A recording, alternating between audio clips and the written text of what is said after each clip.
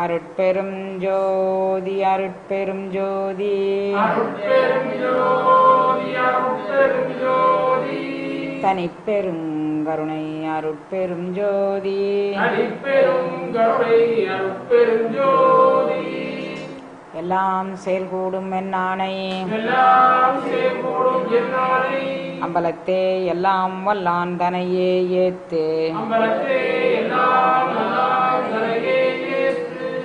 அப்பா நான் வேண்டுதல் கேட்டு அருள் புரிதல் வேண்டும் ஆறுயிர்கலாம் நான் அன்பு செயல் வேண்டும் எப்பாரும் எப்பதமும் எங்கெனும் நான் சென்றே எந்த நினது அற்புகளை எம்பிடல் வேண்டும் செப்பாத மேல்நிலை சுத்த சிவமார்க்க சங்கம் திகழ்ந்தோங்க அருட்ஜோதி செலுத்தியிடல் வேண்டும் தப்பேது நான் செய்யணும் நீ பொறுத்தல் வேண்டும் தலைவன் என்னை பிரியாத நிலைமையும் வேண்டுவனே புண்படா உடம்பும் புறைபடா மனமும் பொய்படா ஒழுக்கமும் வருந்தேன் கண்படாது இரவும் பகலும் நின்னையே கருத்தில் வைத்தேத்துதற்கு செய்தேன் உண்பனே எனினும் உடுப்பனே எனினும் உலகரை நம்பிலேன் எனது நண்பனே நலம் சார் பண்பனே நினையே நம்பினேன் கைவிடேல் எனையே. திருச்சிற்றம்பலம்.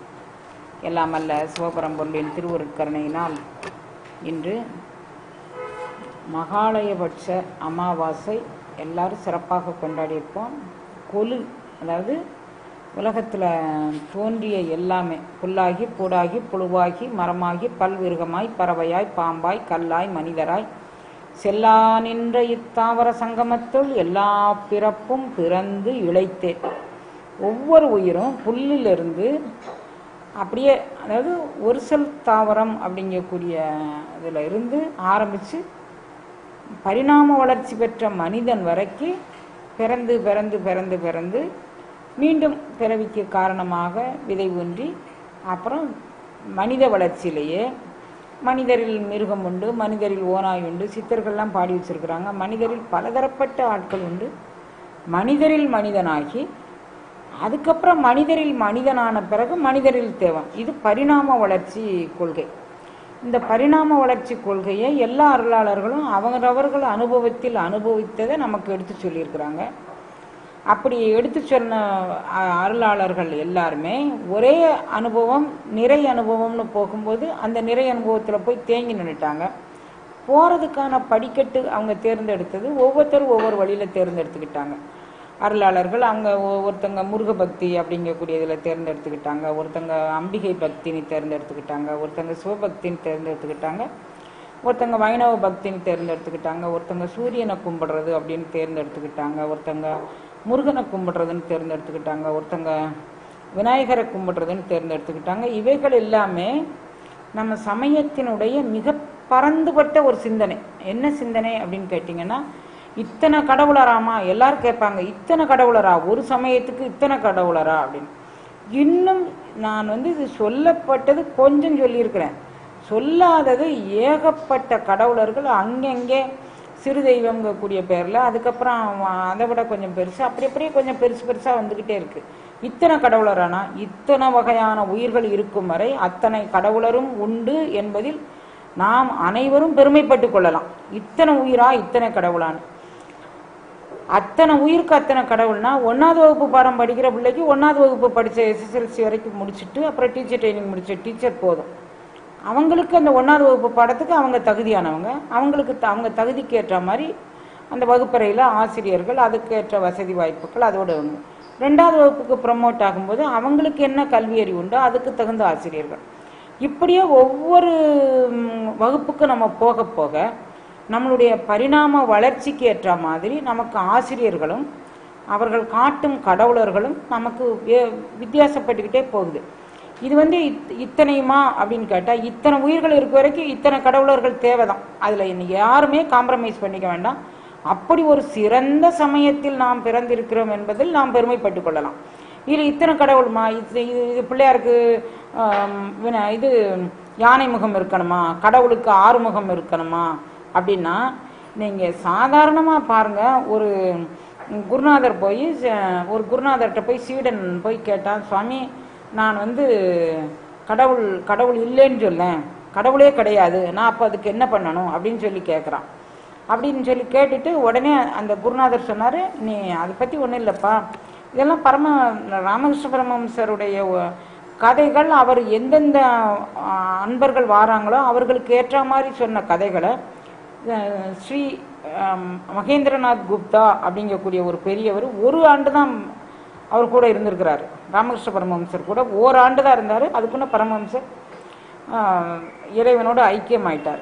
அந்த ஓராண்டு காலத்தில் வந்து அந்த 24 மணி நேரத்தில் அவர் எப்போ தூங்க போகிறாரோ அப்போ இவர் தூங்க போய், அவர் எப்போ விழிப்பு நிலைக்கு வந்தாரோ அப்போ இவர் விழிப்பு நிலைக்கு வந்து அந்த ஓராண்டு காலமும் அவரை இடையறாது பின்பற்றி அவர் எடுத்த குறிப்புகளில் இந்த எந்த சீடர்கள் வந்தாங்க, என்ன மாதிரி சம்பாஷணை நடந்ததுங்கக்கூடியதை எல்லாமே ராமகிருஷ்ண கதாமிருதம் அப்படிங்கக்கூடிய புத்தகத்தில் 3 பாட்டாக வெளியிட்டிருக்கிறாரு. ஆங்கிலத்தில் இருக்குது, தமிழில் இருக்குது, அந்தந்த மொழிகளில், வங்காளத்தில் இருக்குது, அந்தந்த மொழிகளில் மொழிபெயர்க்கப்பட்டிருக்கு. இப்போ நாம் வந்து அந்த பரமஹம்சர் சொல்லார், அந்த சீடன்கிட்ட கேட்டவுடனே, சீடன் உனக்கு ஆரஞ்சு பழம் சாப்பிட்ருக்கியாப்பா? அவர் கையில் பார்க்க வந்திருக்கவங்க ஆரஞ்சு பழம் கொண்டு வந்திருக்கிறாங்க. ஆரஞ்சு பழம் சாப்பிட்டியாப்பா அப்படின்னு கேட்டிருக்காரு. இல்லை சுவாமி, இதுவரை சாப்பிட்டது இல்லையாப்பா? சாப்பிட்டதில்லை சாமி. அவர் உரிச்சு அவரே ஆரஞ்சு பழத்தை சாப்பிட்டுட்டு அப்புறம் சீடர்கிட்ட கேட்டார், ஆரஞ்சு பழம் சுவை நல்லா இருக்காப்பா? நான் எங்கே சாமி சாப்பிட்டேன்? நீங்களே சாப்பிட்டுட்டு அப்புறம் என்கிட்ட சுவையை கேட்டேன். அவனும் குழப்பத்தில் இருக்கிறான். அப்போ அவன் அங்கேருந்து வந்து இதை கேட்டான். அப்போ நீ வந்து இன்னும் சாப்பிடவும் இல்லை, அதனுடைய தன்மையும் உனக்கு தெரியாது, நீ எப்படி விநாயகருக்கு தும்பிக்கை இருக்கான்னு கேட்குற, ஆறுமுகத்துக்கு ஆறுமுகம் இருக்கான்னு கேட்குற, பலதரப்பட்ட கடவுள் காளி வந்து ஏன் இந்த பல்லோடு இருக்கிறா, ஏன் இத்தனை கைகளோடு இருக்கிறா, ஏன் இத்தனை தலைகளோடு இருக்கிறா அப்படின்னு கேட்குறிய. அதுக்கு உள்ளார நுழைஞ்சு நீ அனுபவிக்க பார்ப்பா, அப்போ தான் தெரியும். அது வந்து என் கைவசமாக இத்தனை அருள் அனுபவம் இருக்கும்போது அது எப்படி உனக்கு தெரியும்? நீ அதுக்கு உன்னை தயார்படுத்தி கொண்டு, ஆரஞ்சு பழம் வாங்கினா மேல் தோலை உரிக்கணும், அது உள்ள மெல்லிய லேயர் இருக்குது, அது உரிக்கணும், கொட்டையை நீக்கணும், நீ சாப்பிட்டு பார்க்கணும், அப்போ தானே உனக்கு தெரியும். அதற்கு நீ தயாரான போது நான் உனக்கு அதை பற்றி சொல்லுகிறேன் அப்படின்னு அவர் சொன்னதாக அந்த பதிவு இருக்குது. அப்போ நாம் வந்து ஒன்றுமே சாப்பிடாம நாம் இந்த இத்தனை கடவுள் என்ன, இது என்ன, அது என்ன அப்படின்னு சொல்லி யாரோ ஒருத்தங்க கேட்ட, நீங்கள் இதனுடைய தத்துவங்கள்லாம் நான் வந்து சொல்லணும் அப்படின்னு பல நேரம் நினைக்கிறது உண்டு. அப்படி சொல்லி அதுக்கு ஒரு விஞ்ஞானபூர்வமான ஒரு இயற்கையாக நாம் மரபுபடி வழிபட்டு வந்த ஒரு கொள்கையை நான் விஞ்ஞானபூர்வமான ஒரு முத்திரை குத்தி நான் வந்து அதை விற்கணும்னு நமக்கு அவசியம் கிடையாது. நம்ம சமயத்துக்கு இது விஞ்ஞானபூர்வமானது, இது இயற்கையானது, இதை நம்புங்க, நீங்கள் நம்புங்க.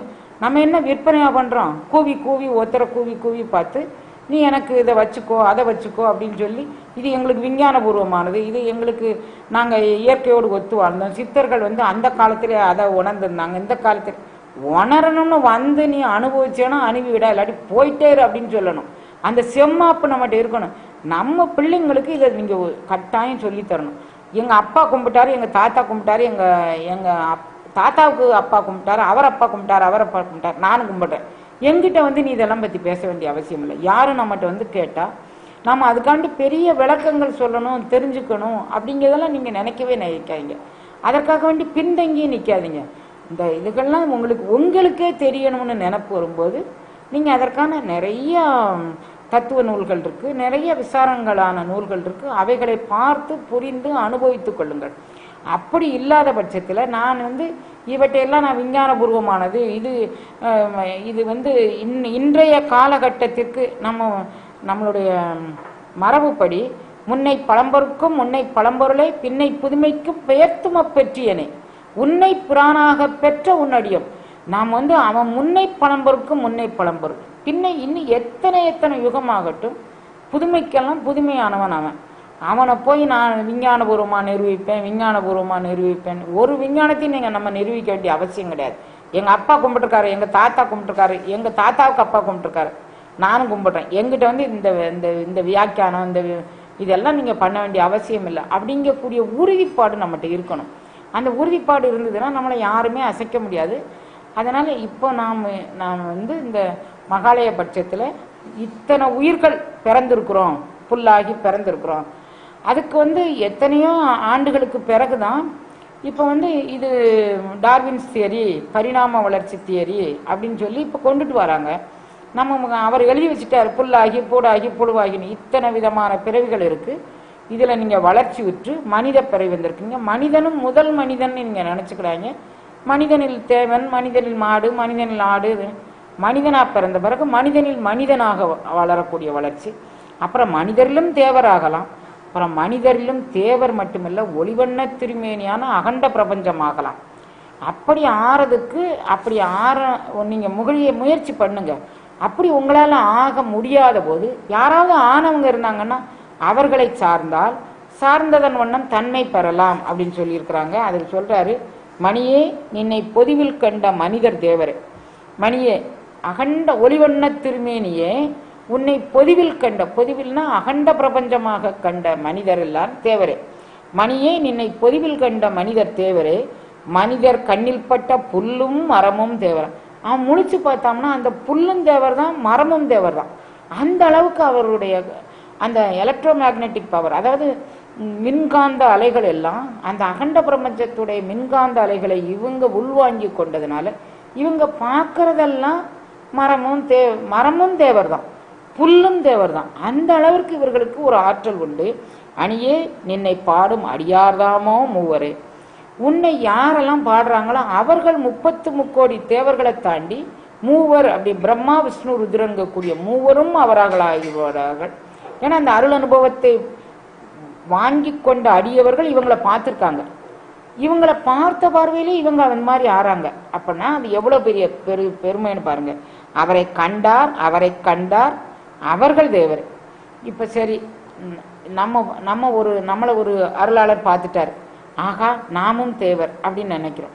நாம இன்னொருத்தரை பார்க்குறோன்னு வச்சுக்கோங்க, அவரை கண்டார், அவர் இன்னொருத்தரை காண்றான்னு வச்சுக்கோங்க, அவரை கண்டார். கண்டவர்கள் எல்லாம் தேவர்கள் ஆகக்கூடிய அளவிற்கு அந்த எலக்ட்ரோ மேக்னெட்டிக் பவர் இருக்கு. அப்போ அந்த ஆற்றல் உடையது நம்மளுடைய சமயத்தில் நிறை அனுபவத்தை பெற்ற அருளாளர்களுடைய தன்மை அப்படின்னு சொல்றாங்க. இந்த நிறை அனுபவம் பெற்ற அருளாளர்கள் யார் யார், எப்படி எங்கெங்க இருந்தாங்க அப்படின்னு கொண்டா இதை வந்து எப்படி அனுபவிக்கிறது அப்படின்னா, உளங்கொண்டு தெள்ளி தெளிக்கும் பணுவல் புலவோர் கவிமலை சிந்த கண்டுகளிக்கும் கலாபமயிலே சகலகலாவல்லிய. குமரகுருபரர் சொல்றாரு, உளங்கொண்டு தெள்ளி தெளிக்கும். நீ சும்மா வாய்ட்டு பேசாத தம்பி, அது சரியா வராது. உளங்கொண்டு தெள்ளி தெளிக்கும் பணுவல் புலவோர் கவிமலை சிந்த கண்டுகளிக்கும் கலாபமயிலே. சகலகலாவல்லிங்க கூடிய அந்த கலையரசி, அவள் எல்லா கலைக்கும் அவள் தான் நாயகி. அவள் கண்டுகளிக்கக்கூடிய அளவிற்கு இவர்கள் உளங்கொண்டு, அப்போ நம்ம பாடலை எப்படி படிக்கணும்னா உளங்கொண்டு படிக்கணும் அப்படின்னு சொல்றாரு. இதே பாரதியார் சொல்றாரு, உள்ளத்தில் உண்மை ஒளி உண்டாயின் வாக்கினில் ஒளி உண்டாகும். அப்ப நிறைமொழி மாந்தராக அவர்கள் இருக்க வேண்டும். அவர்கள் உள்ளத்தில் கிளர்ந்த மொழிகள் எல்லாமே அது எல்லாமே சத்தியமான வாக்கு தான் அப்படின்னு சொல்லி எல்லா அருளாளர்களும் அவர்கள் பாடி வச்சிருக்கிறாங்க. இப்போ இந்த நான் வந்து அபிராமி அந்தாதி அப்படிங்கக்கூடியது எனக்கு ஒரு புதிய சப்ஜெக்ட். எனக்கு தெரிஞ்சதெல்லாம் தேவாரம், அது குறிப்பாக அப்பர் தேவாரம், அப்புறம் வந்து திருவாசகம், அப்புறம் திருமந்திரம், தாய்மான சுவாமிகள், மாணிக்க வாசகர், அருப்பா. இதுதான் எனக்கு தெரிந்தது. இதில் எனக்கு நான் வந்து கால் தடம் பதிக்கிறது அபிராமி அந்தாதி அப்படிங்கிறது. அங்கொன்றும் இங்கொன்றுமாக எனக்கு சில பாடல்கள் தெரியும். ஏன்னா அப்பா படித்ததுனால அதனுடைய பாடல் சாரத்தை நான் உள்வாங்கி கொண்டதுனால அங்கொன்றும் இங்கொன்றுமாக அபிராமி அந்தாதியினுடைய வரிகள் எல்லாம் எனக்கு காதல விழுந்த வரிகளை தவிர நான் அனுபவத்தில் கொண்ட வரிகள் அப்படின்னு எனக்கு சொல்ல முடியாது. ஏன்னா என்னுடைய அறியாமை என்ன அப்படின்னு கேட்டிங்கன்னா, அகண்ட பிரபஞ்சம் அது சிவத்துக்கு சொந்தமானது, அந்த சிவம் எனக்கு சொந்தமானது, அப்புறம் எனக்கு யாருமே தேவையில்லை. அது ஒரு அறியாமை. திருமந்திர சிந்தனைக்குள்ள நான் போன பிறகுதான் இந்த மூலத்தாயான குண்டலினி தாயாக இருக்கக்கூடியவள் சகசரதளத்துக்கு போகும்போது அவள் அங்கே இருக்கக்கூடிய அருட்சக்தியாக மாறி அதற்கு மேல் பெறக்கூடிய அருள் அனுபவத்தை கருணாகர மூர்த்தியாக அருள் நனி சுரக்கும் அமுதாக நமக்கு வாங்கி தருகின்றாள் அப்படிங்கக்கூடிய ஞானத்தை எனக்கு திருமந்திரம் தான் எனக்கு பூரணமாக புகட்டுச்சு. அதுக்கே எனக்கு வயசு வந்து 60 தாண்டி வந்துட்டேன். அப்போ இனிமே வந்து சகலகலாவல்லி மாலை இதெல்லாம் எனக்கு பரிச்சயம் உண்டே தவிர எனக்கு அனுபவ பாடல் இல்லை. ஆனாலும் கடந்த முறை வந்து நம்ம பொழுது நேரத்தில் இயல்பாக திருப்புரை அப்படிங்கக்கூடிய பேரில் திருமந்திரத்தில் அந்த திருப்புரையை பற்றி நாம் சிந்தனை பண்ணிட்டு இருந்தோம். அப்போ நான் நினச்சேன், திருப்புரையை பற்றி அப்போ சிந்தனை பண்ணும்போது நினச்சேன், நம்ம சகலகலாவல்லி மாலை, அபிராமி அந்தாதி இவைகள் எல்லாமே நம்ம குழந்தைங்களுக்கு மிக எளிமையான தமிழில் உள்ளது. இதை இவர்கள் படிப்பதற்கு நாம் சீர்தலை பிரித்து ஏதேனும் ஒரு வகையில் நம்ம சிற்றறிவு கெட்டியவனு சொல்லி தந்திருக்கலாம் அப்படிங்கக்கூடிய நினைவு எனக்கு அப்போது இருந்தது. இப்போது திருமந்திரத்தை நேற்றைய பாடத்தோடு நிறுத்தி வச்சுட்டு இந்த 10 தினங்களும் அபிராமியை பற்றி நினைப்போம் அப்படின்னு நினைப்பு வந்ததுக்கு காரணம், திருமந்திரத்தில் திரிபுரை, வைரபி, சக்தி பேதம், பூரண சக்தி, ஏரொளி, சாம்பவி, புவனாதிபதி, நவாக்கரி, இத்தனை விதத்தில் அம்பிகையை சொல்கிறாரு. அந்த அம்பிகையினுடைய அருளினால் நாம் சிவத்தை அடைய வேண்டியது அப்படின்னு அதில் பரிபூர்ணமாக சொல்கிறாரு. சந்திரயோக பயின்று, அதாவது உடல் கடந்த ஒரு பயணத்தின் மூலமாக உன்மனாதேவியை போய் சேரும் உயிர்கள் அவளுடைய கருணையினால் சிவத்தோடு ஐக்கியப்படுத்தப்படுகின்றது அப்படின்னு அவர் சொல்லிட்டு வர்றாரு. அப்போ அந்த யோக நிலையில் மகோன்னதமான ஒரு ஆற்றல் உடையதாக இந்த அபிராமி அந்தாதிங்கக்கூடிய அந்த அருட்சக்தி இருக்கிறாள். அவளை பற்றி அபிராமி பட்டர் அப்படிங்கக்கூடிய சுப்பிரமணிய பட்டர் அப்படிங்கக்கூடிய அபிராமி பட்டர் ஒரு 100 பாடல் எழுதியிருக்கிறாரு. இதை நான் அபிராமி பட்டருடைய வரலாறு, அபிராமின்னு இப்போ சினிமா வந்ததா எனக்கு என்னன்னு தெரியல, பட் சினிமாவில் இதை சொல்லியிருக்கிறாங்க, நான் கேள்விப்பட்டிருக்கேன். ஆனால் இது எப்படி நடந்தது அப்படின்னு நான் சமீப காலத்தில் ஒரு புஸ்தகத்தில் எப்படி படித்தேன்னா, சரபோஜி மன்னன் அப்படிங்கக்கூடிய மன்னன் ஆண்டு வந்த காலத்தில், தஞ்சையை ஆண்டு வந்த காலத்தில், அவர் திருக்கடவுர் அவர் தரிசனத்திற்காக வேண்டி வந்திருக்கிறாரு. அப்படி வந்தபோது இந்த சுப்பிரமணிய பட்டர் ஒரு ஜோதிடராகவும் கைதேர்ந்த ஒரு யோகியாகவும் இருந்திருக்கிறாரு. தன்னுடைய ஆரம்பகால வாழ்க்கையை சரியை கிரியை இரண்டிலுமாக அவர் செலவு பண்ணி அதுக்கு பிறகு யோக நிலைக்கு அவருடைய மனம் திரும்பி யோகத்தின் முற்று பெற்ற நிலையில் சதா சர்வகாலமும் இப்போ உன்மனாதேவி தான் சிவத்தோடு ஐக்கியப்படுத்தணும் அப்படிங்கக்கூடிய அருள் அனுபவத்தை தெரிந்து கொண்டு அந்த உண்மனையோடே அவருடைய ஞானத்தை கூட்டி வைத்திருந்து அந்த உண்மனையை அவர் அந்த ஞானமூர்த்தியாக அவள் கூட்டி வச்சிருக்கிறா அப்படிங்கக்கூடிய ஒரு தன்மையில் அவர் அனுபவத்தில் இருக்கிறாரு. அவர் சதா சர்வகாலமும் அபிராமியோட திருச்சனிதிலிருந்து தனக்கு ஞானம் விளைவித்த அந்த அபிராமி இன்னும் பரிபூர்ணமாக தன்னுடைய தலைவனோடு சேர்த்து வைக்கணும். இப்போ இதில் பெரும்பாலான பகுதிகள் முழுதும் அபிராமியை மட்டும் அவர் பாடியதாக இல்லை, தன் அபிராமியோட தலைவனோடு சேர்த்து பாடியதாக இருக்கு. என்ன அனுபவம் அப்படின்னா, உன்மனாதேவி தன் தலைவனோடு இந்த உயிரை கூட்டி வைக்க வேண்டும் என்று ஒரு சரணாகதி பண்ணி அந்த யோக நிலையினுடைய முற்றுப்பெற்ற நிலைக்கு அதை போய் தொட்டு நின்று இது அவர் பாடுறாரு அப்படிங்கக்கூடியதில் அவர் அபிராமி பட்டர். அவருக்கு அதுக்கு பிறகு அபிராமி பட்டர்னு பேர் வருது. அந்த சுப்பிரமணியராக இருந்து அவர் அந்த திருக்கோயிலில் இருக்கும்போது சரபோஜி மன்னர் திருக்கோயிலுக்கு வராரு. இவர் சதாவும் அந்த மோன அமைதியில் அவர் ஆழ்ந்து கொண்டிருக்க அந்த சூழ்நிலையில் இவர் அந்த அந்த திருக்கோயிலுக்கு சரபோஜி மன்னர் எல்லாரும் நிசப்தமான முறையில் கூடியிருக்கிறாங்க. அப்போ இவங்களுக்கு அமைதியாக கூடியிருக்கும்போது இவரை பிடிச்சி வெளியே தள்ளவும் அவர்களுக்கு முடியலை. அப்போ இவர் யார் அப்படின்னு சொல்லி அவர் கேட்குறாரு. இவர் மேலே கொஞ்சம் காழ்ப்புணர்ச்சி கொண்டு பொறாமை கொண்டவர்கள் எப்பவுமே எந்த காலத்திலும் யார் மேலேயும் எதுக்காண்டி காழ்ப்புணர்ச்சி கொள்ளாங்கன்னு சொல்ல முடியாமலே ஒரு காழ்ப்புணர்ச்சி உயிருக்கு உயிர் இருக்குது. அந்த முறையில் இவர் மேலே காழ்ப்புணர்ச்சி கொண்டவர்கள். அவர் ஒரு சக்தி உபாசகர்.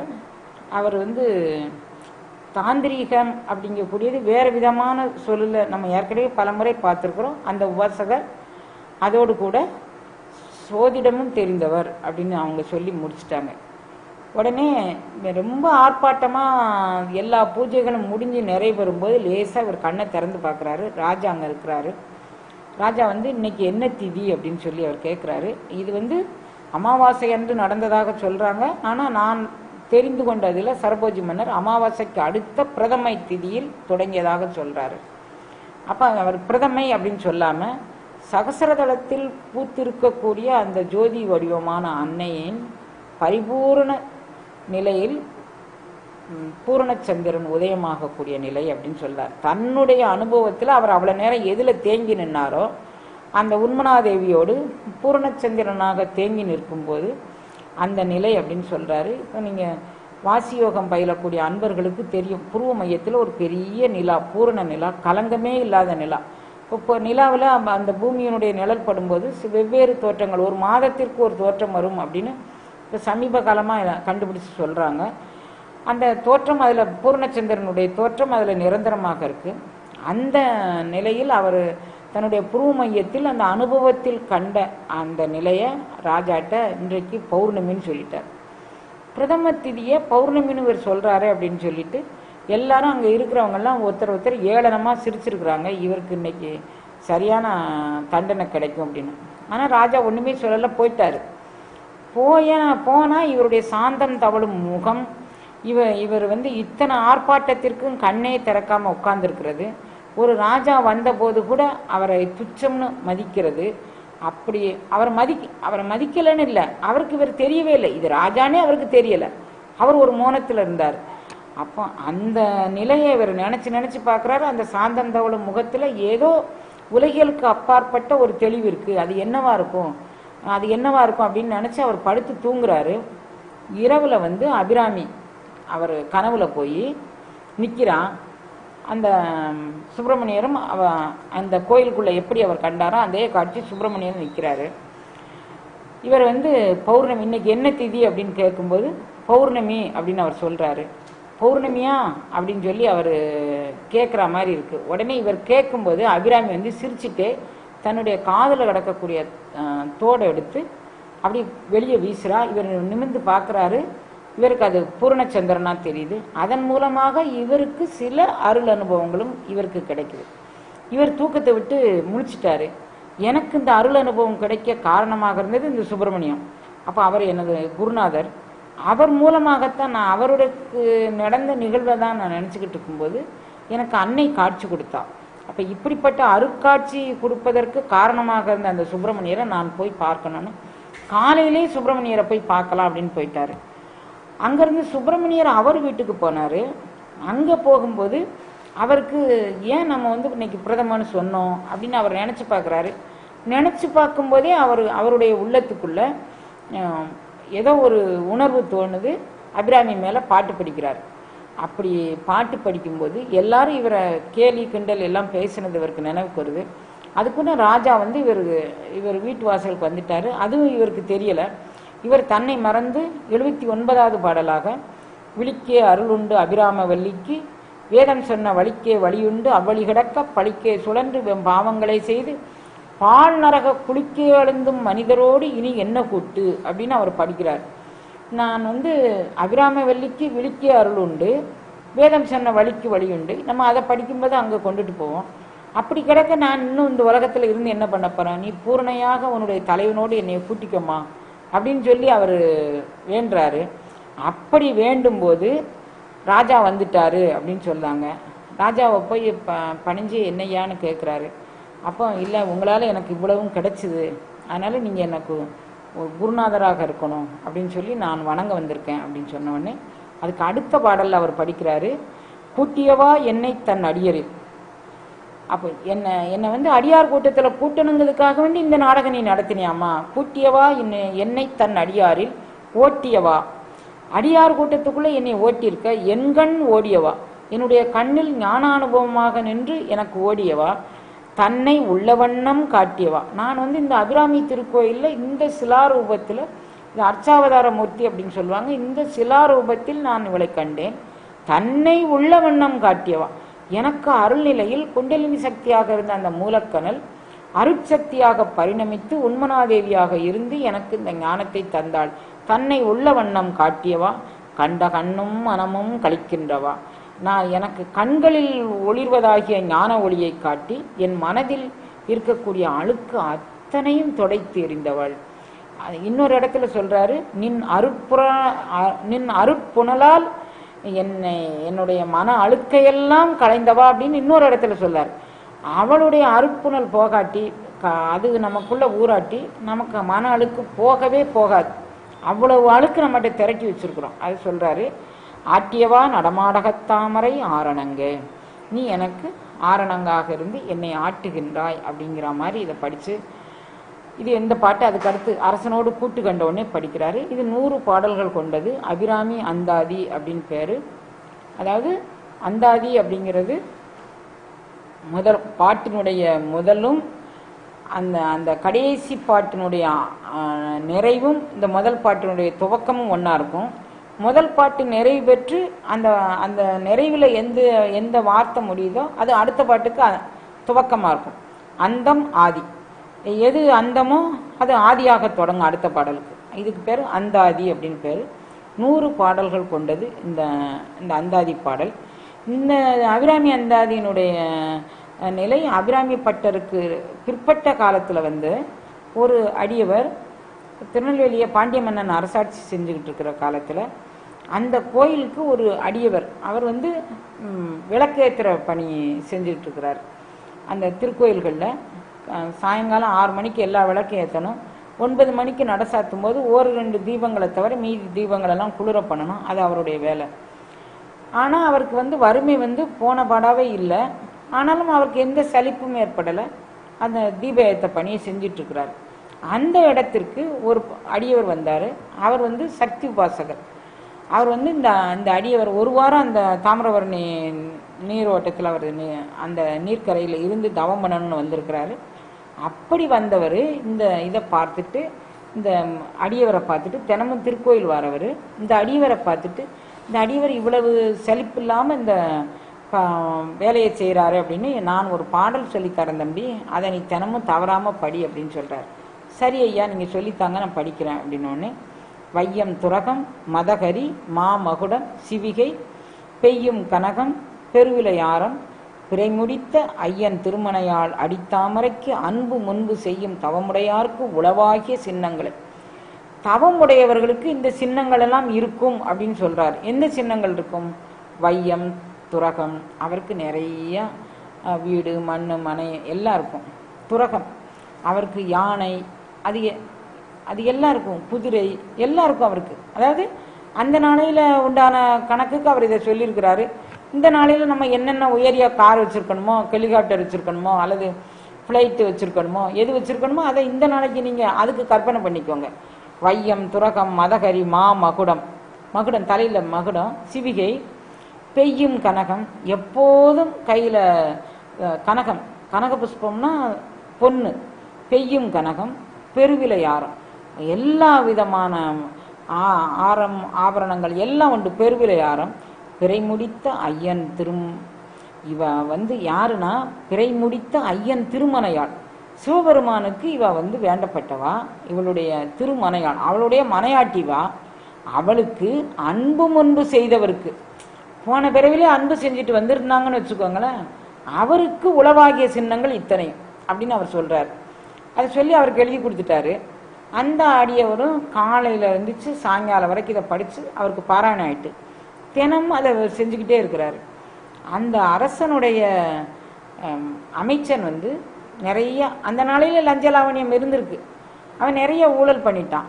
அப்போ இதுக்கு தகுந்த ஆள் வேணும் அப்படின்னு சொல்லி காந்திமதி அம்மையிடம் பாண்டிய மன்னன் ஒரு விண்ணப்பத்தை வச்சுட்டு அவர் சுற்றி வரும்போது, இவர் தினமும் இந்த வையம் துரகம் மதகரி மகுடம் சிவிகை அப்புறம் பெய்யும் கனகம் பெருவிளையாரம் பிறை முடித்த ஐயன் திருமணையால் அடித்தாமரைக்கு அன்பு முன்பு செய்யும் தவமுடையாருக்கு உளவாகிய சின்னங்களை சொல்லிட்டே இருக்கிறார். தினமும் இடையீடு இல்லாமல் சொல்றாரு. அப்போ அவரை கூப்பிட்டு, இவர் தான் இனிமே அமைச்சராக இருக்கணும், நீ வேண்டாம் தம்பி அப்படின்னு சொல்லி அவனை போய் சொல்லிட்டு அவன்கிட்ட இருக்கக்கூடிய சாவிகள் எல்லாம் இவர்கிட்ட வாங்கி கொடுத்துட்டு, நீ கோயிலே இருப்பான், அவனை வர சொல்றேன்னு சொல்லி அவனுக்கு சிவிகை ஆரம் மணிமுடி எல்லாம் கொடுத்து கூட்டிகிட்டு போகிறாங்க. இதை படித்து கொஞ்ச நாளையிலே அவருக்கு இவ்வளவு கிடைச்சிருக்கு. அப்படின்னா நமக்கு யுக சௌகரியங்கள் வேணும்னா யுக சௌகரியங்கள், பர சௌகரியங்கள் வேணும்னா பர சௌகரியங்கள், இல்லைம்மா எங்களுக்கு யுகமும் வேணும் பரமும் வேணும்னா ஒருத்தர் மேற்கும் போக முடியாது கிழக்கும் போக முடியாது. அதை ஆழமாக மனசில் வச்சுக்கோங்க. இது 100 பாடலும் யுக சௌகரியத்துக்கும் எழுதியிருக்கிறாரு, பர சௌகரியத்துக்கும் எழுதியிருக்கிறாரு. நமக்கு எது தேவையோ அதுக்கு ஏற்ற மாதிரி நாம் அதை பெற்றுக்கொள்ளலாம். இப்போ அபிராமி அந்தாதி ஒரு 10 பாடல்களுக்கு விளக்கம் சொல்லலாம் அப்படின்னு நான் நினைக்கிறேன். ஒரு நாளைக்கு 10 பாடல் வீதம் சொன்னால் நமக்கு 10 நாளைக்கு 100 பாடலுக்கு சொல்லிடலாம் அப்படின்னு நினைக்கிறேன். எல்லாம் திருவுரைகள் எப்படி இருக்குன்னு பார்க்கலாம்.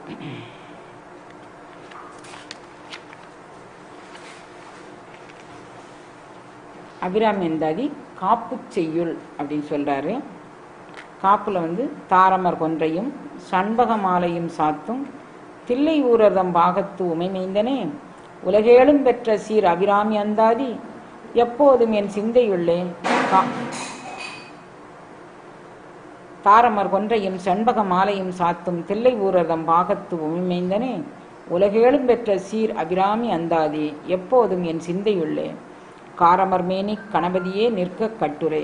எப்போதும் ஒரு பாடல் படிக்கணும்னா பாடல் அதுக்கு காப்புச் செய்யுள் அப்படின்னு ஒரு செய்யுள் ஏற்றுகிறது புலவர்களுடைய இயல்பு. அதனுடைய தன்மையாக இவர் கணபதியை ஒரு முன்னேற்பாடாக நான் அபிராமி அந்தாதிங்கக்கூடிய பாடல் படிக்க போகிறேன். அந்த அபிராமி அந்தாதிங்கக்கூடிய பாடல் படிப்பதற்கு எனக்கு உள்ளத்துக்குள்ளே நீ துணையாக நின்று எனக்கு நீ கருணை பண்ணணும் அப்படின்னு சொல்லி அவர் கேட்குறாரு. உள்ளத்துக்குள்ளே துணையாக இருந்து எப்படி கருணை பண்ணுவது அப்படின்னு சொல்லி அவர் சொல்கிறத அவரே சொல்கிறாரு. சீர் அபிராமி அந்தாதி நான் அந்த பாட்டு படித்து முடித்த உடனே அந்த பாட்டோடு பொருளோடு அப்படியே போயிடுன்னு நீங்கள் நினைக்காதீங்க. சீர் அபிராமி அந்தாதி எப்போதும் என் சிந்தை உள்ள நான் இன்னைக்கு படித்து முடிச்சுட்டேன். அதாவது இதை வெவ்வேறு அடியவர்கள் வெவ்வேறு விதம் எனக்கு நிரந்தரமாய் அருளாய், பிரியாத அருளாய் அப்படியெல்லாம் சொல்லியிருக்கிறாங்க, சாயாத அருளாய் அப்படி சொல்லியிருக்கிறாங்க. இவர் என் சிந்தையுள்ளே எப்போதும் என் சிந்தையுள்ளே நீ நிற்கணும், காரமர் மேனி கணபதியை நிற்க கட்டுரை அப்படிங்கிறாரு. இவர் அபிராமி பட்டர் பாட வந்தது திருக்கடையூரில். அப்போ இவர் விண்ணப்பம் செய்து கேட்கறது எந்த ஊர்லன்னா துவங்கும் போதே தாரமர் கொன்றையும் சண்பக மாலையும் சாத்தும் தில்லை ஊரதம் பாகத்து உமைமைந்தனே அப்படின்னு சொல்கிறாரு. இப்போ தில்லையை எதுக்கு எடுத்துக்கிட்டாருன்னா இப்போ யோக நிலையில் அவர் நின்ற போது இந்த பாடல் அவருக்குள்ளே எழுந்தது. அப்போ உண்மனாதேவியினுடைய அருள் அனுபவம் வரைக்கும் அவர் போயிட்டார் யோகத்தில். அப்போ சிவத்தோடு ஒன்றுறது மட்டும்தான் பாக்கி இருக்குது.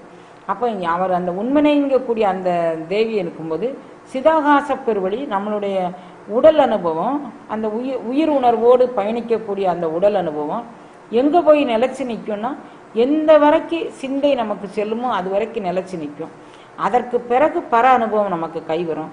இப்போ இவர் உண்மனாதேவி வரைக்கும் இவர் போயிட்டாரு. அதனால் அந்த வெட்டு வழி சிதாகாய பெருவழியில் நிற்கக்கூடிய அந்த பரத்தையை நோக்கி தாரமர் கொன்றையும் சண்பக மாலையும் சாத்தும் தில்லை ஊரர் அப்படின்னு சொன்னார். சிதாகாச பெருவழிக்கு தலைவர் அப்படிங்கிறதுனால தில்லை ஊரர் தம் பாகத்து உமைமைந்தனே உலகு ஏழும் பெற்ற சீர் அபிராமி அந்தாதி எப்போதும் என் சிந்தையுள்ளே நிற்க கட்டுரை.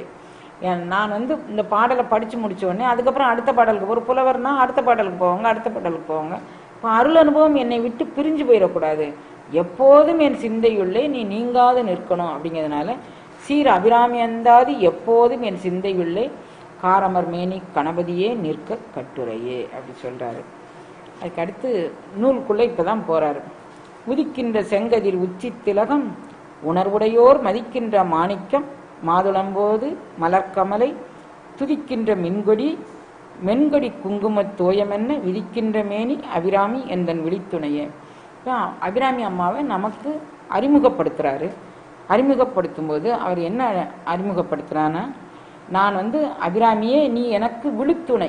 துணை அப்படின்னு சொல்லும்போது நம்ம எல்லாரும் ஒருத்தருக்கு நீங்கள் துணையாக இருந்துக்கோங்கப்பா, ஒருத்தருக்கு ஒருத்தர் நீங்கள் நட்பாக இருந்துக்கோங்க, ஒருத்தருக்கு ஒருத்தர் நீங்கள் சுற்றமாக இருந்துக்கோங்க அப்படின்னு நம்ம அடிக்கடி நம்ம பேசிக்கோம்.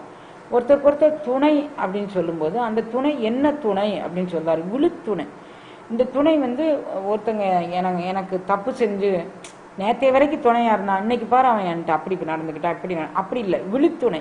எப்போதும் தவறாத துணையாக அந்த துணை இருக்க வேண்டும் அப்படிங்கிறத விழுத்துணை அப்படின்னு சொன்னார். சாதாரணமாக நமக்கு துணை அப்படின்னு வர்றது இப்போ எனக்கு விழிக்கு துணை தின் மென்மலர் பாதங்கள் மெய்மை குன்றா மொழிக்கு துணை முருகா என்னும் நாமங்கள் முன்பு செய்த பழிக்கு துணை அவன் பன்னிரு தோல்.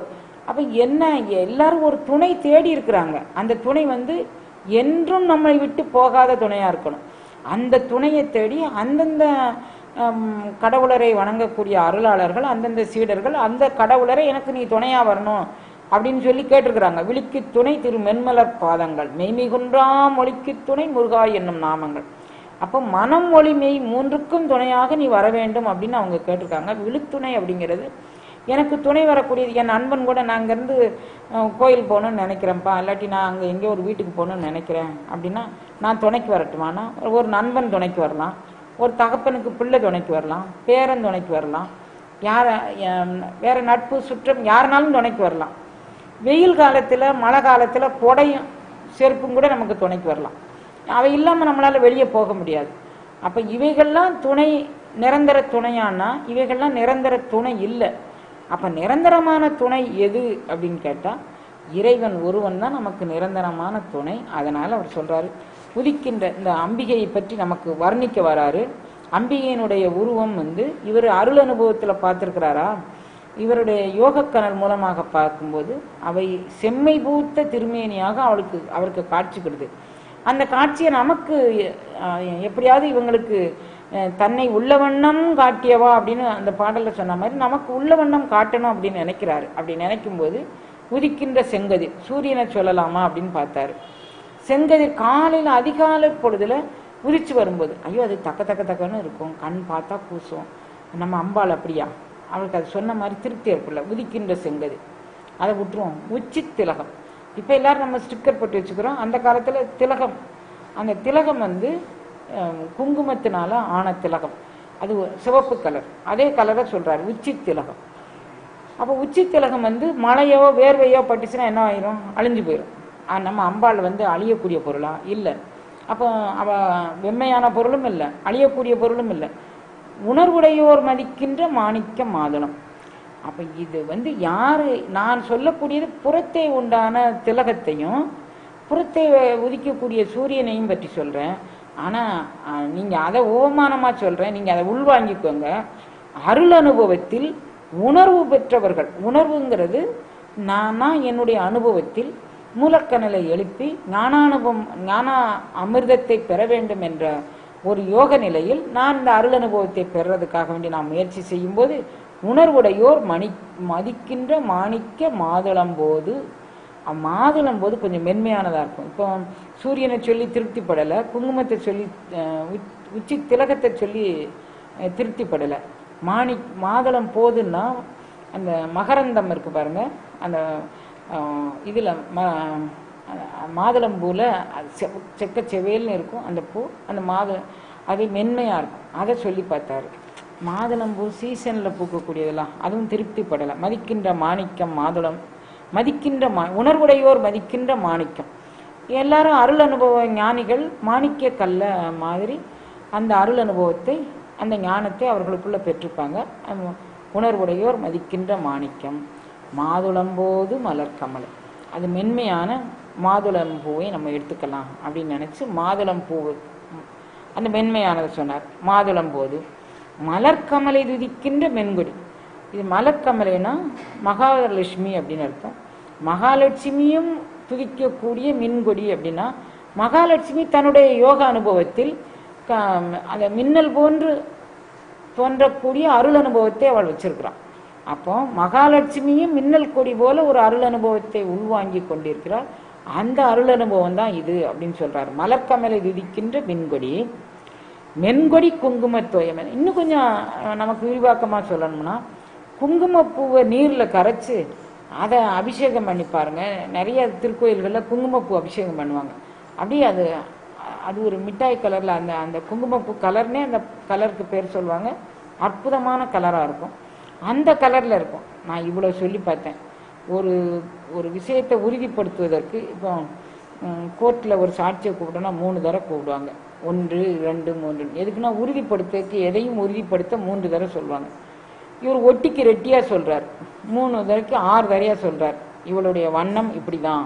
மகாலட்சுமியே தன்னுடைய அருள்ஞான அனுபவத்தில் மின்னல் கொடி போன்ற அருள் அனுபவத்தை அவள் உள்வாங்கி கொண்டால் அது இதுன்னு நான் சொல்லி பார்க்குறேன் அப்படின்னு சொல்கிறாரு. அவர் 6 உதாரணம் சொல்லியிருக்கிறாரு. உதிக்கின்ற செங்கதிர், உச்சி திலகம், உணர்வுடையோர் மதிக்கின்ற மாணிக்கம், மாதுளம்போது, மலர்கமலை துதிக்கின்ற மின்கொடி, மென்கொடி குங்குமத்தோயம் என்ன, விதிக்கின்ற மேனி அபிராமி எந்தன் விழித்துணையே. இவள் எனக்கு துணையாக வராரு. சாதாரண துணை இல்லை, ஒரு நண்பனுக்கு நண்பன் துணை போன மாதிரி, ஒரு அப்பாவுக்கு பிள்ளை துணை போன மாதிரி, ஒரு எஜமானனுக்கு காவல் நம்ம வீட்டில் வளர்க்கக்கூடிய வளர்ப்பு பிராணிகள் துணை போன மாதிரி அந்த துணைகள்லாம் நான் சொல்லலை கண்ணா. விழித்துணை அபிராமி எனக்கு துணையாக வரார். இவள் உயிருள்ள பொருள், உயிரற்ற பொருள், அப்புறம் சமமானவர்கள், அதற்கும் அதீதமானவர்கள், இவர்களெல்லாம் கடந்த ஒருத்தி அவள் எனக்கு விழித்துணையாக வருகின்றாள் அப்படிங்கிறார். துணையும் தொழுந்தெய்வமும் பெற்றதாயும் சுருகிகளின் பனையும் கொழுந்தும் பதிகொண்ட வேரும் பனிமலர் பூங்கனையும் கருப்பு சிலையும் மென் பாசாங்குசமும் கையில் அணையும் திரிபுர சுந்தரி ஆவது அறிந்தனமே. இப்போ இவ வந்து துணையும் நமக்கு வழித்துணையாக இவர் இருக்கிறார். மார்க்கபந்தீஸ்வரர் அப்படின்னு ஒரு எம்பெருமானுக்கு ஒரு பேர் உண்டு, வழித்துணைநாதர் அப்படின்னு. அப்ப இவர் சொல்றாரு, துணையும் தொழுந்தெய்வமும் பெற்றதாயும் சுருதிகளின் பனையும் குழந்தும் பதிகொண்ட வேரும் பனிமலர் பூங்கனை. இவதான் எனக்கு துணை. இந்த துணை அழியாத துணை. இவ வந்து தொழுந்தெய்வம். இவ துணைவியா மட்டுமில்லை, நான் வணங்கக்கூடிய தெய்வமாகவும் இவள் உள்ளாள். துணையும் தொழுந்தெய்வமும் என்னுடைய துணையாக இருக்கிறா, நான் வணங்கக்கூடிய தெய்வமாக இருக்கிறா, என்னை ஈன்ற தாயாகவும் இருக்கிறா. ஏன்னா அவள் தான் கருணையாக என்னுடைய மலங்களை அத்தனையும் நீக்கிறா. அதனால என்னை ஈன்ற தாய் அப்படின்னு அவர் சொல்றாரு. பெற்றதாயினும் ஆயின செய்யும் அப்படிங்கிறாரு ஆழ்வார். தாயிற் சிறந்த தயாவான தத்துவனே அப்படிங்கிறாரு மணிவாசகர். அப்போ பெற்றதாயும் சுருதிகளின் பனையும் கொழுந்தும். வேதங்கள் எல்லாம் என்ன சொல்லியிருக்குன்னா பனை, சுருதிகளின் பனையும் சுருதிகளின் கொழுந்தும்னு இதை சொல்லணும். சுருதிகளின் பனை என்ன சொல்லியிருக்குன்னா, இதுல ஒரு சுருதி அப்படிங்கக்கூடியதை ஒரு மரமாக உருவச்சு மரத்தினுடைய கப்பு கிளை அதெல்லாம் ஒரு பகுதியாக சொல்லிட்டு, நுனிப்பகுதியை ஒரு பகுதியாக சொல்லிட்டு, வேர்பகுதியை ஒரு பகுதியாக சொல்றார். இவ சுருதிகளின் இந்த தாய் வந்து எப்படி இருக்கிறான்னா, வேதங்களுடைய பனையாக கொப்பு கிளை அது மாதிரி அப்படியாகவும் இருக்கிறாள். கொழுந்து நுனிப்பகுதியாக இருக்கிறாள். பதிகொண்ட வேறும் அதனுடைய ஆதார ஆற்றலாகவும் இவ இருக்கிறாள். சுருதிகளுடைய ஆதாரமாக வேர்பகுதியாக அவ இருக்கிறா. வளர்ந்த பிறகு மரம் கொப்பு கிளையாக இருக்கிறா, கொழுந்தாக இருக்கிறா. வேறும் பனிமலர் பூங்கனையும் கருப்பு சிலையும். அவ கையில வந்து பூங்கனை வச்சிருக்கிறா, கரும்பு சிலை வச்சிருக்கிறா, மென் பாச அங்குசம் வச்சிருக்கிறா. கையில் அணையும் திரிபுர சுந்தரி ஆவது அறிந்தனமே. இப்போ இந்த அம்பாள் வந்து எதெல்லாம் வச்சிருக்கிறா அப்படிங்கிறது, மலர் இந்த மலருக்கு என்னெல்லாம் பேரு அப்படின்னு சொல்லி சொன்னா, இவளுடைய கையில வச்சிருக்கக்கூடிய மலர்கள் அது வந்து காமன் கையில வச்சிருக்கக்கூடிய மலர் இவ கையிலையும் வச்சிருக்கிறா அப்படின்னு சொல்லார். கருப்பு சிலை. அப்ப காமாட்சியாக இருக்கக்கூடிய திருக்கோலத்தில் அவ எதெல்லாம் வச்சிருக்கிறா, கரும்புவில் இவைகள்லாம் அவ கையில வச்சிருக்கிறா. எதுக்குன்னா, யாரெல்லாம் இவ காமத்தை ஜெயிக்க வேண்டும் என்று விரும்புகின்றார்களோ அவர்கள் இந்த பாடலை படிச்சாங்கன்னா காமம் அடிபடும். ஏன்னா இவ காமாட்சியாக நின்ற திருக்கோலத்தில் இவ அருள்பாலிக்கிறா. அப்போ இங்க மன்மதன் வந்து தன்னுடைய தோல்வியை ஒப்புக்கொண்டு, உன்னுடைய அடியவர்கள் மாட்டு நான் இந்த காமத்தை செலுத்த மாட்டேன் அப்படின்னு சொல்றதுக்கு, எப்பவும் வந்து வெற்றி கொண்டவர்கள்ட்ட யாரு ஜெயிச்சாங்களோ அவங்ககிட்ட தோற்றவர்கள் தங்களுடைய எல்லா அஸ்திரங்களையும் போட்டுட்டு சரணாகதி பண்ணி நிராதர பாணியாக நாங்கள் நிற்கிறோன்னு ரெண்டு கையும் உயர்த்தி நிற்பாங்க, அல்லது சாஷ்டாங்க நமஸ்காரம் பண்ணி நிற்பாங்க. இதுதான் தோற்றவர்களுடைய பங்கு. ஜெயித்தவர்களுடைய பங்கு தோற்றவர்களுடைய ஆயுதங்களை, தோற்றவர்களுடைய செல்வங்களை வாங்கி வச்சுக்கிறது ஜெயித்தவர்களுடைய பங்கு. இவளுக்கு யாருடைய ஆயுதங்களும் தேவையில்லை, யாருடைய சொத்து இவளுக்கு தேவையில்லை. ஆனாலும் தன்னுடைய அடியவர்கள் மாட்டு இந்த காமம் போய் அந்த அடியவர்களை தீங்குல செலுத்தக்கூடாது அப்படிங்கிறதுக்காக வேண்டி, தன் அடியவர்களை அது தீமைப்படுத்தக்கூடாது, அவர்களை அது வந்து கெட்ட வழிக்கு அது இழுத்துட்டு போகக்கூடாது, மனத்தை அலக்கழிய செய்யக்கூடாது அப்படிங்கிறதுக்காக வேண்டி துணையும் தொழுந்தெய்வமும் பெற்றதாயும் சுருதிகளின் பனையும் கொழுந்தும் பதிகொண்ட வேரும் பனிமலர் பூங்கனையும் கருப்பு சிலையும் மென் பாச அங்குசம் எல்லாம் கையில் அணையும் திரிபுர சுந்தரி ஆவது அறிந்தனமே. அவ இத்தனையும் மன்மதன்கிட்ட இருந்து இத்தனை கணைகளையும் வாங்கி கொண்டு அவள் அருள்பாலிக்கிறாள் அப்படின்னு அவர் சொல்றாரு. இந்த ஒவ்வொன்றுக்கும் ஒவ்வொரு தேவதைகள் இருக்கிறாங்க. எதுக்குன்னா, வில்லுக்கு, புலன்களுக்கு, பாசத்துக்கு, அங்குசத்திற்கு. அதாவது வில் வந்து மனதிற்கு சொந்தமானது, கணை வந்து புலன்களுக்கு சொந்தமானது, பாசம் வந்து நம்மளை பந்தப்படுத்தக்கூடியது, அங்குசம் வந்து நம்மை கட்டுப்படுத்தக்கூடியது. இது ஒன்றுக்கும் அஸ்வாரோடை, சம்பத்கரி, மந்திரினி, தண்டநாதா அப்படிங்கக்கூடிய 4 தேவதைகள் இருக்கிறாங்க. இவர்களை கொண்டு நம்மளுடைய பந்தபாசங்களை வேற இருக்கக்கூடிய மிக பெரும் கருணையாளி இவள் அப்படின்னு சொல்றாரு. இவ கையில இருக்கக்கூடிய தாமரை, மாம்பூ, அசோகம், முல்லை, நீலோத்பலம் இவைகள்லாம் இவளுக்கு படைக்கலங்களாக நம்ம காமன் வந்து படைக்கலங்களாக இவர்களை கொண்டு நம் பக்தர்களை வதம் செய்யக்கூடாதுன்னு அவள் அவற்றை வாங்கி கொண்டு நமக்கு கருணை செய்கின்றாள் அப்படிங்கிறதுல அவர் சொல்றாரு.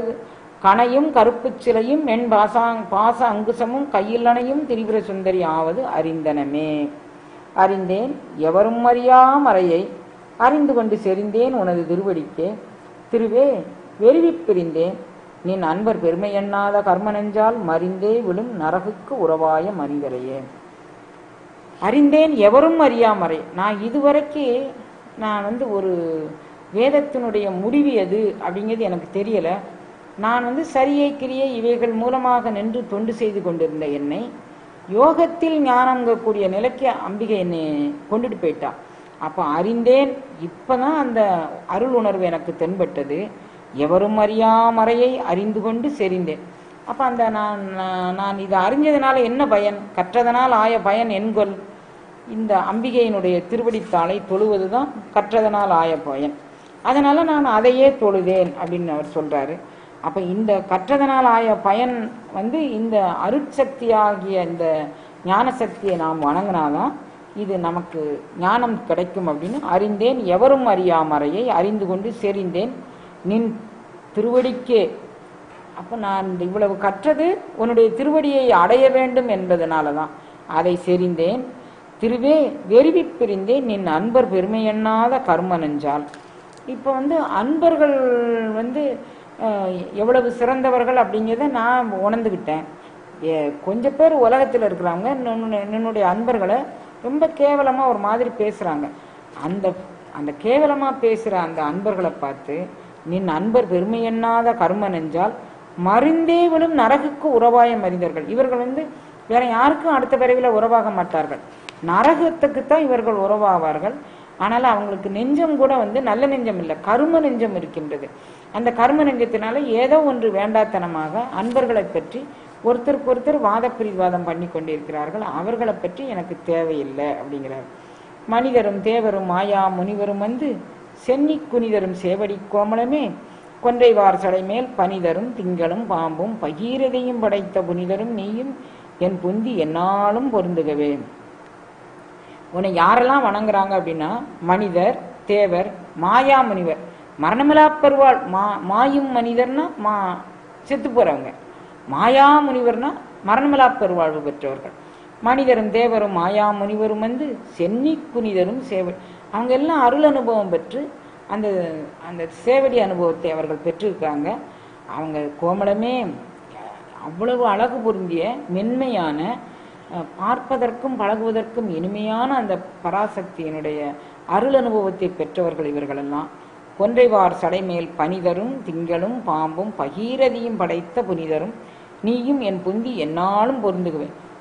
அதாவது திங்களும் பாம்பும் ஒன்றுக்கொன்று முரணானது. அப்போ ஒன்றுக்கொன்று முரணான திங்களும் பாம்புமே எம்பெருமான் சன்னிதானத்தில் ஒன்றா இருக்கும்போது என்னுடைய மனமும் என்னுடைய செயலும் ஒன்றுக்கொன்று முரணா இருந்தா நீ என்னையும் ஏத்துக்க மாட்டியா? உன்னுடைய தலைவன் எப்படிப்பட்டவன்? பாம்பும் திங்களும் ஒன்றுக்கொன்று முரணானதை தலையில சுட்டி வச்சிருக்கான். அப்ப நீயும் என்னுடைய குறை நிறைகளை பார்க்காமல் எனக்குள்ள இருந்து என்னை அகப்படுத்தி ஆட்கொண்டு அருமை காட்ட வேண்டும் அப்படிங்கிறதுனால வார் சடை மேல் பனிதரும் திங்களும் பாம்பும் பகீரதியும் படைத்த அதெல்லாம் வச்சிருக்கிறானே அந்த புனிதரோடு நீயும் என் புந்தி என்னாலும் பொருந்துகவே.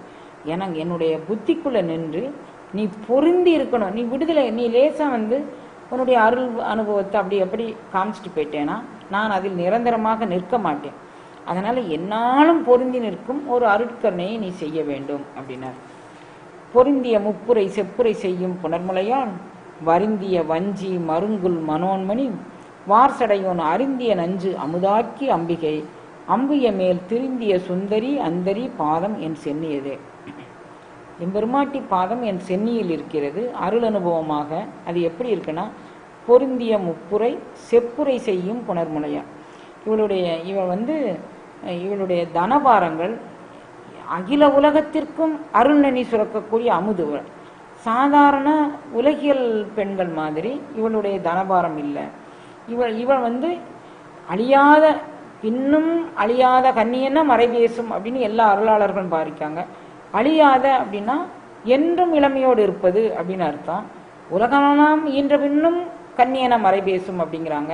இப்போ உலகத்துக்கு உற்பத்தி ஸ்தானமாகிய இந்த பராசக்தி பிறகும் கன்னியாக இருக்கிறாள். அழியாத கன்னின்னா என்றும் இளமையோடு இருக்கிறாள். இவள் எப்படி இருக்குன்னா பொருந்திய முப்புரை செப்புரை. இவள் 3 திரிபுரங்களுக்கும் இவள் பொருந்தி நிற்கின்றாள். செப்புரை கலசம் எப்படி கவிழ்த்து வைக்கப்பட்டிருக்கோ அது மாதிரி இவளுடைய மார்பகம் எல்லாம் மிகவும் இளமையோடு இருக்கின்றது. என்ன காரணம் அப்படின்னா இந்த மார்பகத்தின் மூலமாக தான் அருள் அனுபவத்தை இவள் வாங்கி கொள்ளணும்.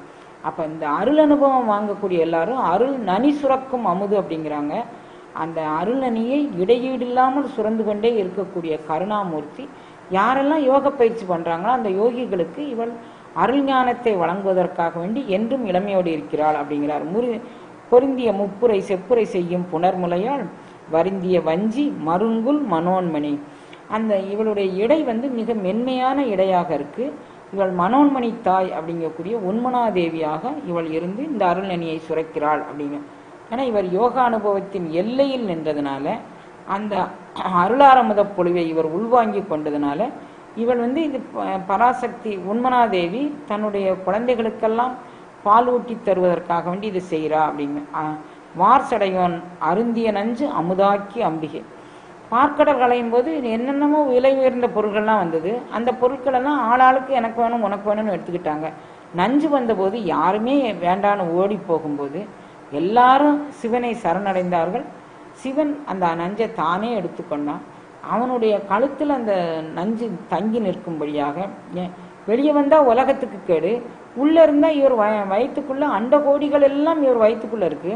அப்போ அங்கே போனாலும் கேடு. அதனால் அந்த கழுத்தை பிடிச்சு அவன் அந்த நஞ்சை அமுதாக மாற்றி தந்த ஒரு கருணாமூர்த்தி தான். அது சொல்றார். வார்சடையோன் அருந்திய நஞ்சு அமுதாக்கி அம்பிகை அம்பிய மோல் திருந்திய சுந்தரி. அந்த செந்தாமரை மேலே அவள் இருக்கின்றாள். என்னுடைய அருள் அனுபவத்தில் திருந்திய சுந்தரியாக இருக்கிறாள். அந்தரி பாதம் என் சென்னியதே, அவள் திருவடி என்னுடைய சென்னி மிசை வீற்றி இருக்கும் அப்படிங்கிறார். இன்னைக்கு 5 பாடலோடு நிறுத்திக்குவேன். நேரம் ஆயிருக்கு நான் நினைக்கிறேன். திருவருள் கூட்டி வைக்க நாளைக்கு மீதியை பார்க்கலாம்.